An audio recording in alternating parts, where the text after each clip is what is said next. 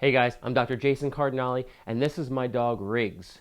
Today we're going to talk about bicep curls. Now curls are pretty simple, however I've got some pointers that you guys will be able to apply to your curls and even some advanced motions that you may not have seen before. Now the first point that I want to emphasize about form in a bicep curl is the sway of your low back. This is a mistake that I see all the time.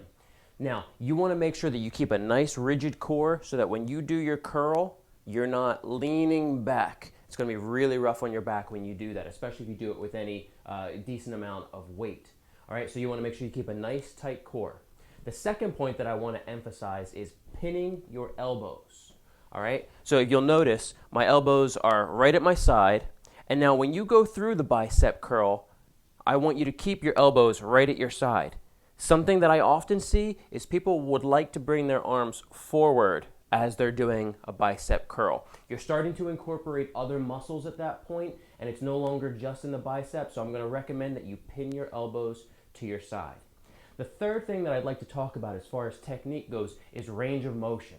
Now, with your range of motion, I want you to make sure that you are extending till your arms are all the way open, and when you come up, I want you to go as far as you possibly can without moving your elbows.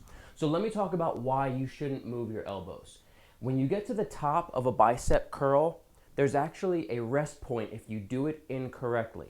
I'm going to use a dumbbell here to illustrate my point.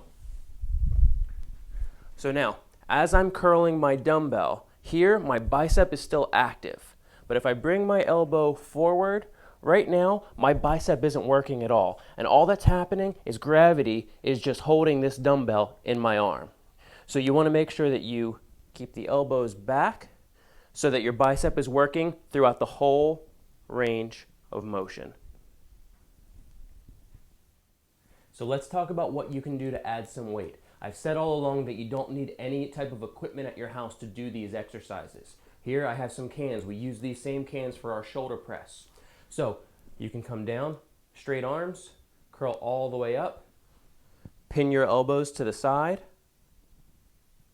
just like so. Breathing out as you're coming up. Inhale on the way back down. All right? So you can use cans if you want. If you want more weight than cans, because these are going to be about a pound a piece. So if you want more weight than just cans, take a reusable grocery bag, right? Put a couple cans in. You can put 2 in or anything else. Bag of rice, if you buy juice, you can put a juice, a gallon of milk, whatever, right? Get 1 of them, get 2 of them. If you only have 1 of these bags, you don't have to do both bicep curls at the same time. You can do just 1 at a time. And from here, now you can still do All right, let me show you an advanced bicep curl technique.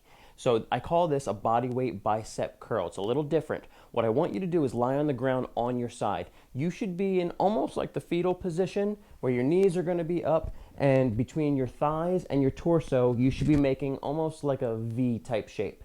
Next thing I want you to do is take your palm and put it under your thigh. What I want you to do from here is I want you to push your elbow down into the ground, which is going to force you to pull your body up using your bicep muscle.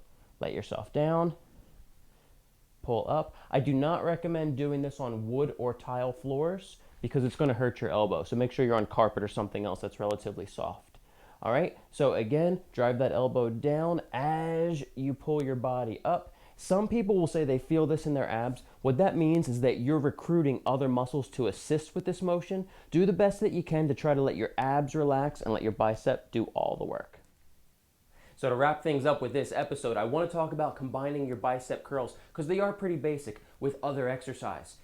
So on the very first episode, we talked about the shoulder press. There's nothing wrong with taking your bicep curl and combining it with your shoulder press.